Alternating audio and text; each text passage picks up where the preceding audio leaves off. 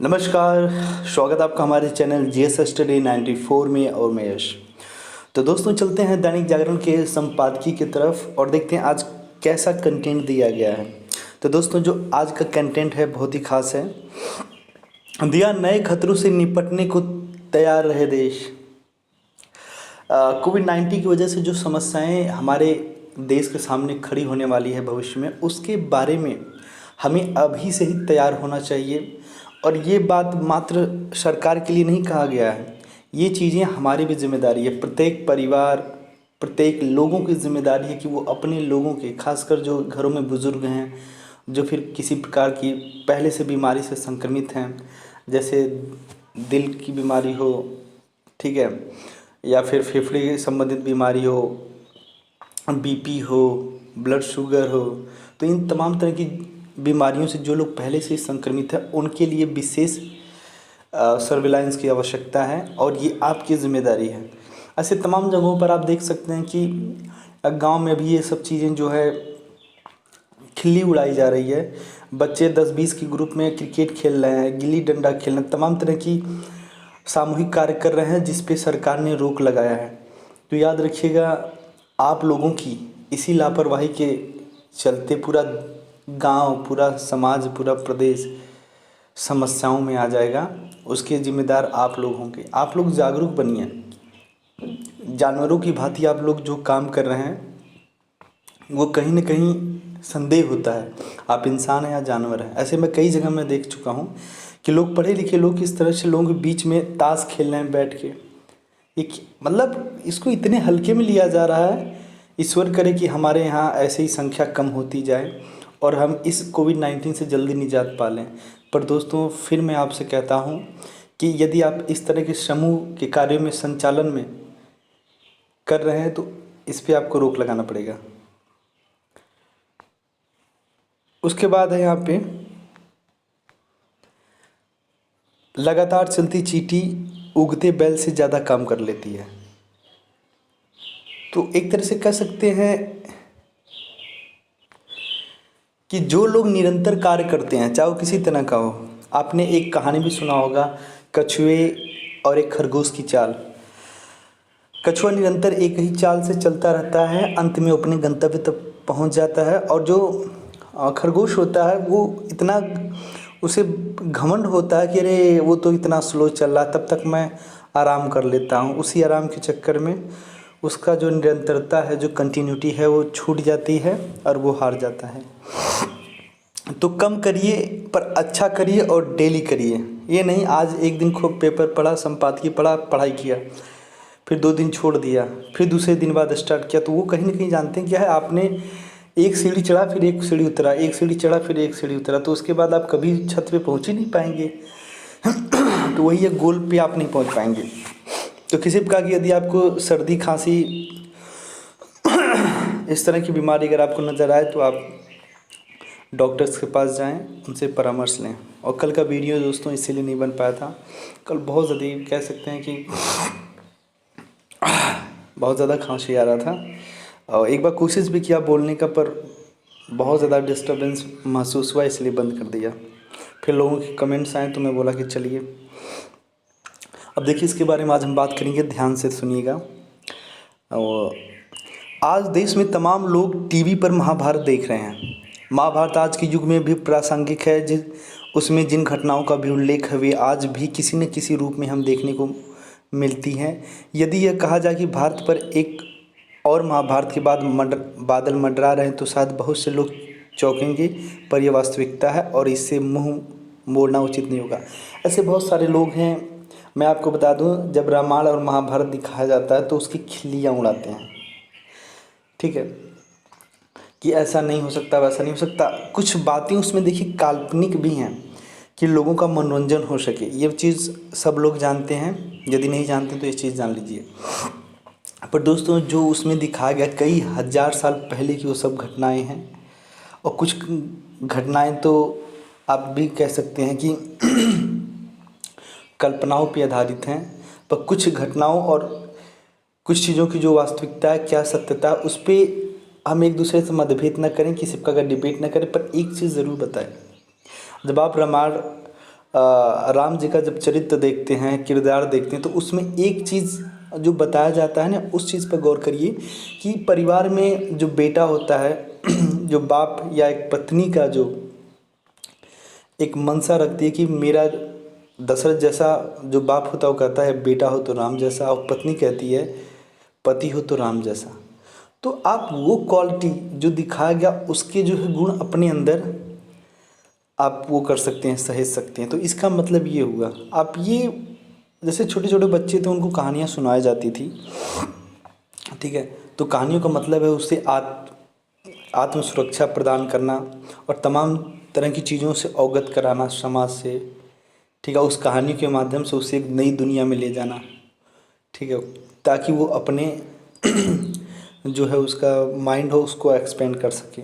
और इस पे मैं देख रहा हूँ कई तरह के लोग वीडियो बना रहे हैं जो रामायण महाभारत के तमाम जो किरदार हैं उन्हें गाली दे रहे हैं और कह रहे हैं ये सब बकवास है। ये तो इस तरह की चीज़ें आप ना करें। हर प्रत्येक लोगों का धर्म है, आस्था है, किसी की आस्था के साथ खिलवाड़ ना करें, ठीक है, क्योंकि आप और हम यदि इस प्रकार का कार्य करेंगे तो इससे क्या होगा, समाज में अस्थिरता पैदा होगी, ठीक है। तो अब चलते हैं, उसमें यही सब चीज़ें दिखाया गया कि दोस्तों यदि आप गलत कार्य करेंगे तो उसका जो अंजाम होगा वो गलत ही होगा। आप देख सकते हैं रामायण में जिस तरह से रावण ने एक नारी जाति का अपमान किया, उसे हर ले गया। उसके बाद महाभारत में देख सकते हैं जो सौतेले भाई थे, भाइयों के प्रति इतनी कटुता थी कि उन्होंने कहा कि सुई के बराबर भी हम अपनी ज़मीन नहीं देंगे। तो इस तरह के विचार रखने वालों के साथ क्या हश्र होता है, और ज़मीन वैभव सारी चीज़ें यहीं पे रह जाएंगी। वो सारी चीज़ें उसके माध्यम से आपको दिखाया जाता है कि आप इन चीज़ों को अपने दैनिक जीवन में इम्प्लीमेंट करिए।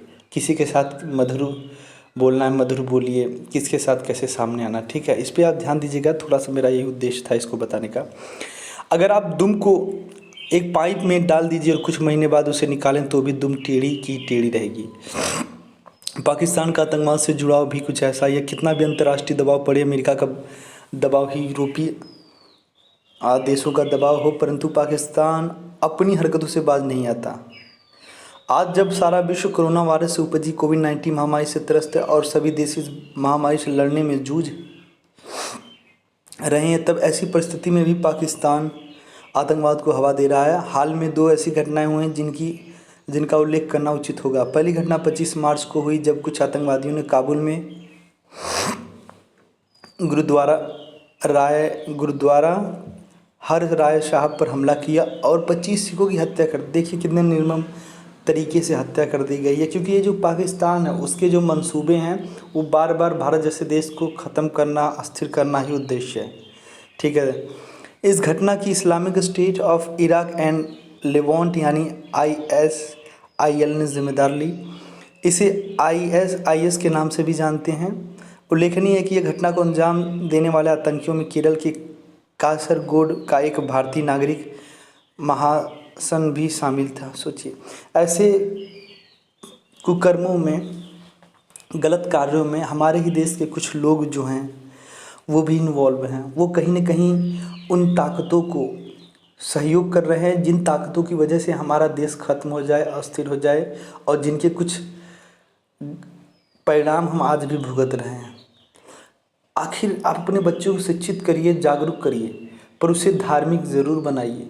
और धार्मिक का मतलब ये नहीं होता कि कट्टर हिंदू, कट्टर मुस्लिम, कट्टर सिख ईसाई बने। नहीं दोस्तों, धार्मिक का मतलब ये होता है कि वो लोगों के प्रति सही सुन रहे, लोगों का सहयोग करे, एक माँ और एक बहन का जो प्यार है वो समझे, लोगों की पीड़ा को वो महसूस कर सके।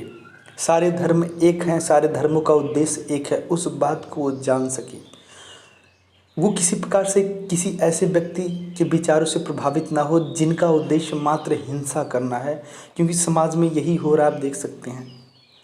और पढ़े लिखे जब युवक ऐसे कार्यों में लिप्त पाए जाते हैं तो उनकी शिक्षाओं पर सवाल उठ जाता है कि किस प्रकार की शिक्षाओं को उनके शिक्षकों या समाज या परिवार के द्वारा दिया गया। उसके बाद परिवार भी, समाज भी, उसका धर्म भी घेरे में आ जाता है। क्योंकि आजकल क्या है ना, नाइक जैसे लोग हैं डॉक्टर जाकिर नाइक के बारे में आप सुने होंगे।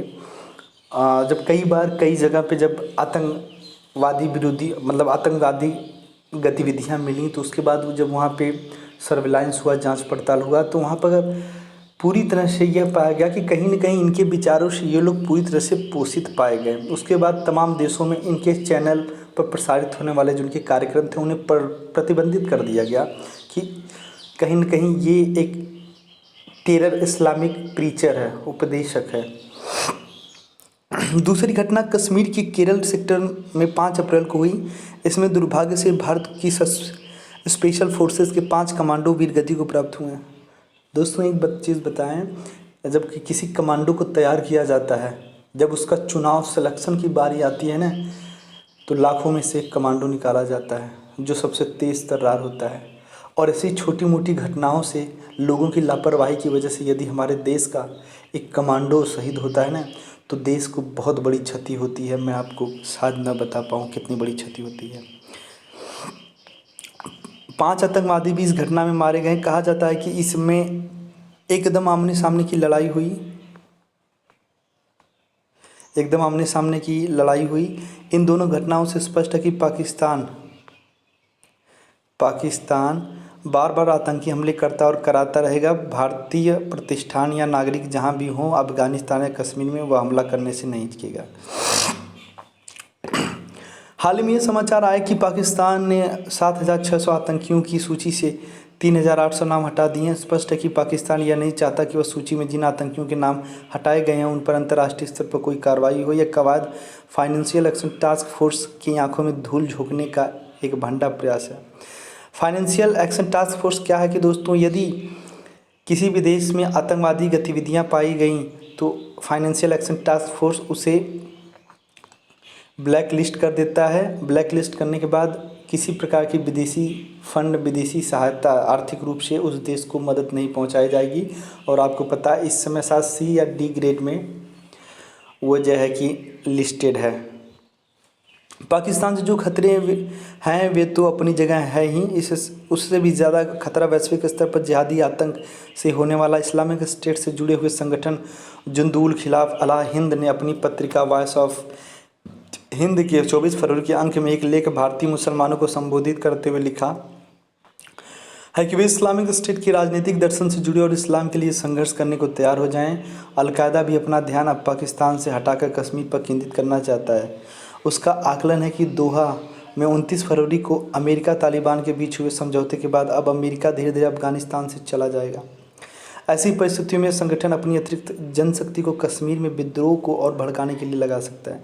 एक चीज़ आप यहाँ पर देख सकते हैं कि कुछ महीने पहले तालिबान, अफगानिस्तान और राष्ट्रपति जी के बीच में दोहा में एक सम्मेलन हुआ था, जिसमें ये कहा गया था कि तालिबान अब जो अफगानिस्तान सरकार है उसकी मदद करेगा और दोनों साथ साथ में उस देश को संचालित करेंगे, वहाँ पर शासन करेंगे।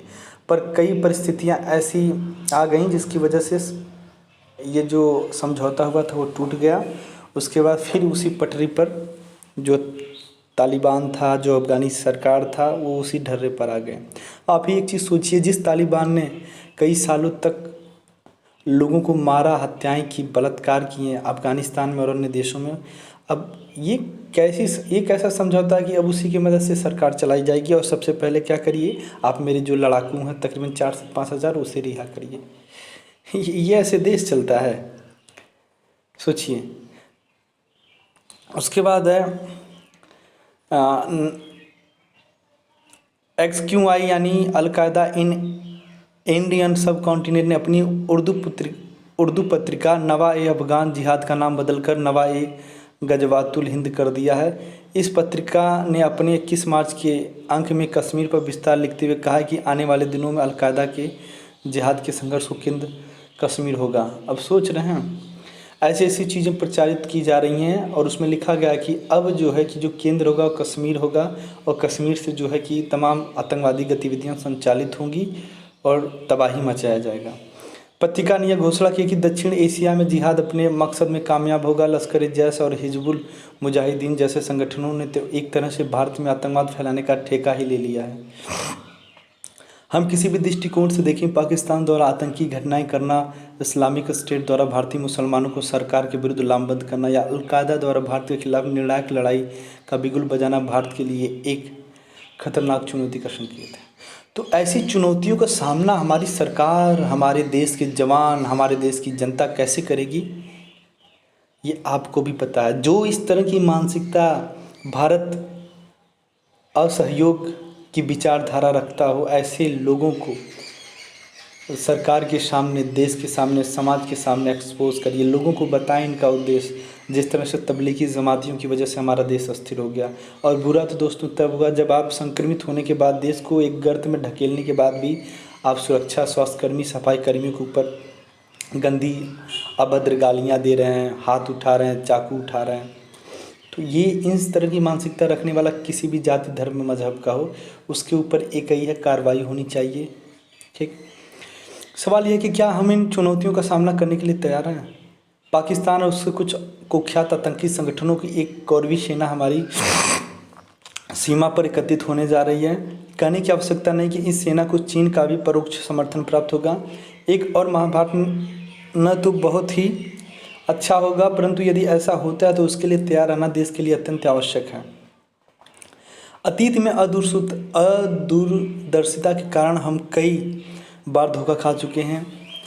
विदेशी आक्रांता पश्चिमी सीमाओं से आते रहे और हमारे आपसी मतभेद का लाभ उठाते हुए उन्होंने यह कहकर बरपाया कि एक भगोड़ा जिसे अपने देश से निकाल दिया गया था, भ्रष्टाचार भटकता हुआ हिंदुस्तान आता है, यहाँ एक साम्राज्य स्थापित कर लेता है। कुछ व्यापारी यह मसाले बेचने आते हैं और छल कपट से पैठ बनाते हुए अपना राज्य स्थापित कर लेते हैं। ऐसे इतिहास की पुनरावृत्ति हमें किसी भी सूरत में नहीं होने देती है। पाकिस्तान के विरुद्ध हमें अपनी नीति पर नए सिरे से सोचना पड़ेगा कि वहाँ तमाम विघटनकारी शक्तियाँ काम कर रही हैं। उन पर अंतर्राष्ट्रीय नियमों के अंतर्गत जितना दबाव बनाया जा सके बनाया जाए। चीन से निपटने के दो रास्ते हैं। एक तो यहाँ यह कि हमें उसके आर्थिक मकड़ जाल से बाहर निकल जाएं और भारतीय बाज़ार के दरवाजे जहाँ तक हो सके चीनी आयात के लिए कम से कम खुले रखे जाएं। दूसरा, हमें जापान और वियतनाम से एक ऐसा सामरिक समझौता करना चाहिए जिससे किसी एक देश पर आक्रमण तीनों पर आक्रमण माना जाए। जी हाँ दोस्तों, ऐसी सामरिक नीतियाँ और समझौते बनाने चाहिए कि यदि आपसी देशों के बीच किसी प्रकार का किसी विदेशी या आतंकवादी गतिविधियां अगर पाई गई तो सारे देश मिलकर उस पर अटैक करेंगे, उस पर कार्रवाई करेंगे, उसका जवाब देंगे। देश को अपनी आंतरिक सुरक्षा का सुदृढ़ करते हुए सशक्त नेतृत्व की आवश्यकता होगी। आज हमें युधिष्ठिर की नहीं बल्कि भीम अर्जुन जैसे योद्धाओं और कृष्णा जैसे मार्गदर्शक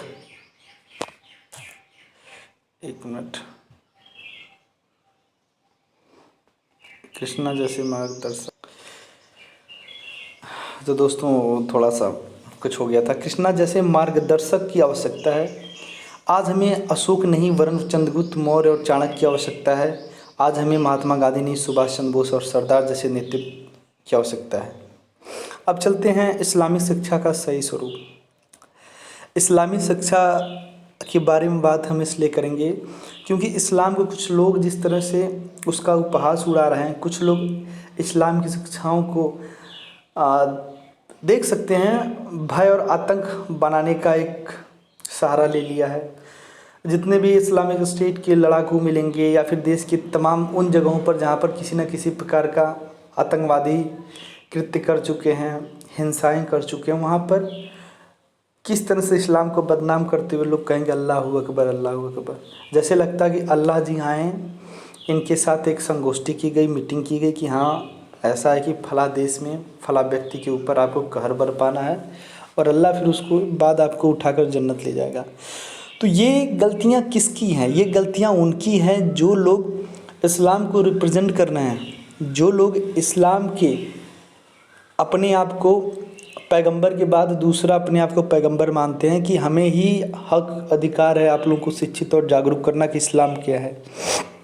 और इस्लाम की किताबों को, कुरान को न पढ़ाकर अपनी विचारधारा उसी में पढ़ाने लगते हैं, वो चीज़ गलत है। धर्म से संबंधित जो धार्मिक पुस्तक है यदि आप उसी का अध्ययन करवाएं तो बेहतर है, ना कि किसी की विचारधाराओं की।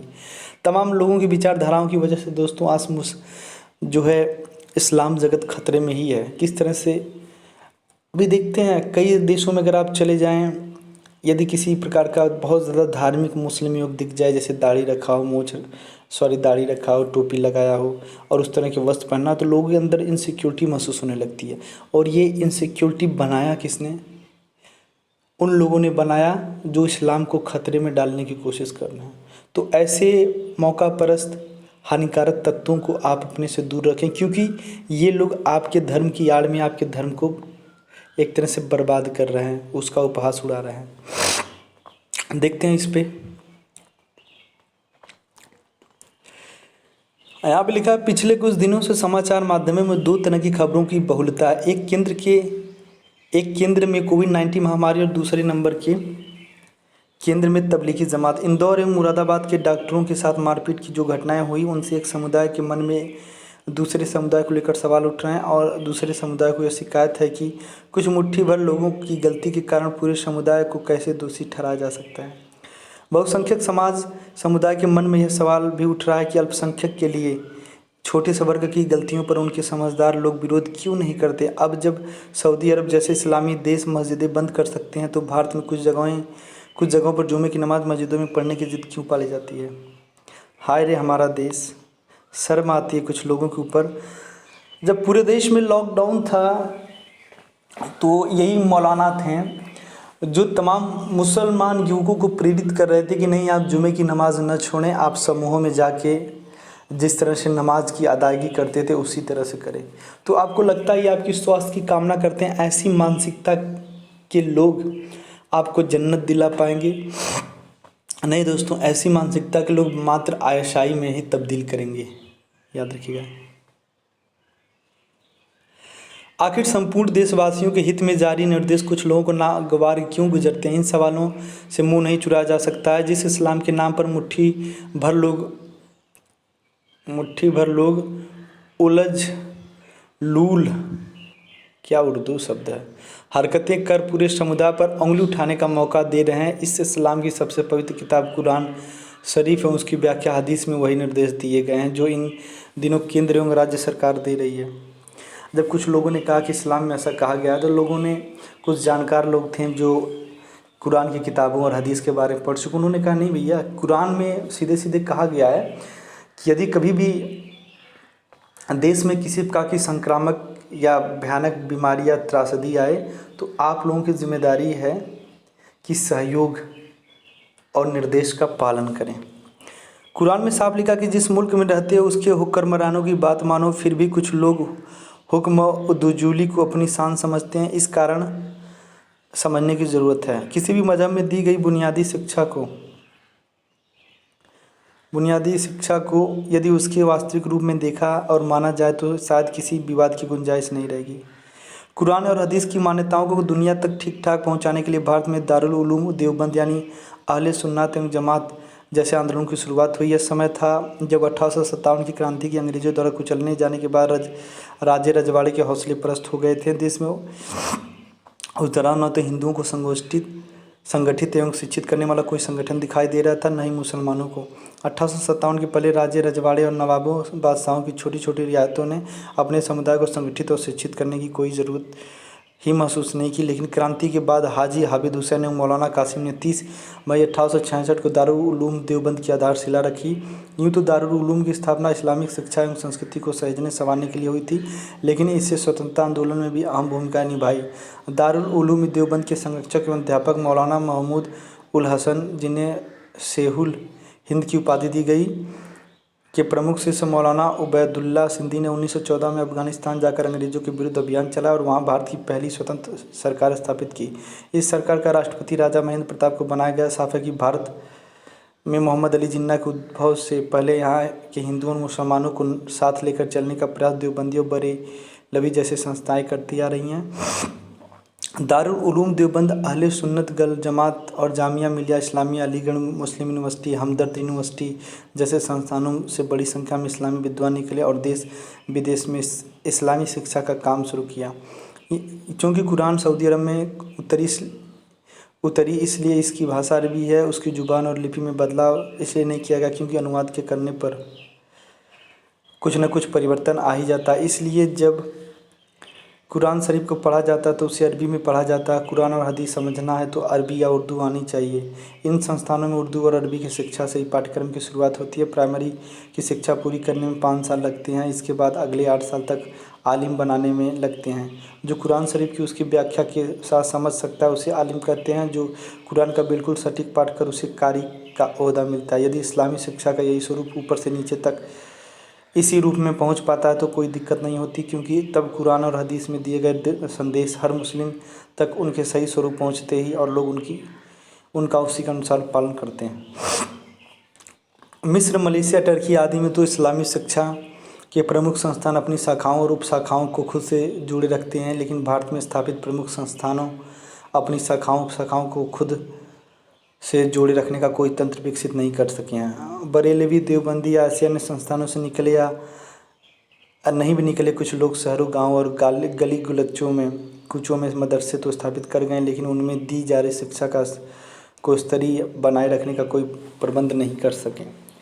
मदरसा में शिक्षा देने वाले खुद पूरी तरह शिक्षित हैं या नहीं, इसे जांचने का कोई माध्यम नहीं है, क्योंकि आप देख सकते हैं तमाम मदरसों में तमाम तरह के खुलासे होते रहते हैं कि छोटी छोटी बच्चियों, छोटे छोटे बच्चों के साथ जो उनके साथ सेक्सुअल हरासमेंट के केस आई हैं, आप देख सकते हैं।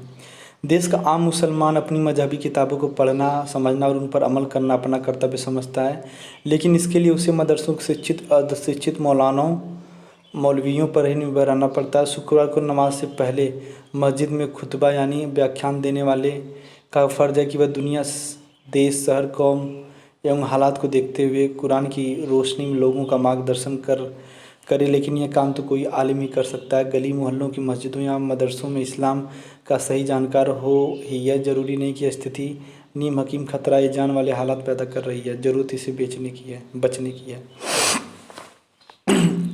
एक तरह से इसका अगर मैं एक्सप्लेन करूं तो बता दूं कि इस्लामी का जो शिक्षा है सही स्वरूप क्या है। देवबंद जो है कि फतवा जारी करता है, उसका उद्देश्य जब बनाया गया था, शुरू में जब स्थापना हुआ था तो उसका देश आज़ादी के लिए बनाया गया था। आज़ादी से संबंधित कार्यों में सहयोग और सहभागिता दर्शाने के लिए था। पर जो आज की स्थिति है, जिस तरह से महिलाओं के खिलाफ ही तमाम तरह की कुरीतियों पर फतवा नहीं जारी करके महिलाओं की स्वतंत्रता और अधिकारों के लिए उनको हनन करने के लिए जो लोग फतवा जारी करते हैं वो गलत है। तो दोस्तों, आज भी उन्हें फतवा जारी करना चाहिए कि जिस समय देश के प्रधानमंत्री ने तमाम जगहों पर, चाहे धार्मिक संस्थान हो चाहे शैक्षणिक संस्थान हो, वहाँ पर प्रतिबंध लगा दिया, तो ऐसे में समूहों में आप जाकर वहाँ पर इस कानून का उल्लंघन न करें। इस चीज़ को फतवा के माध्यम से आपको मुसलमानों को बताना चाहिए, पर आप ऐसा नहीं करेंगे क्योंकि आपकी अब जो सोच है पूरी तरह से बदल गई। तो आज के लिए इतना ही। नमस्कार, धन्यवाद।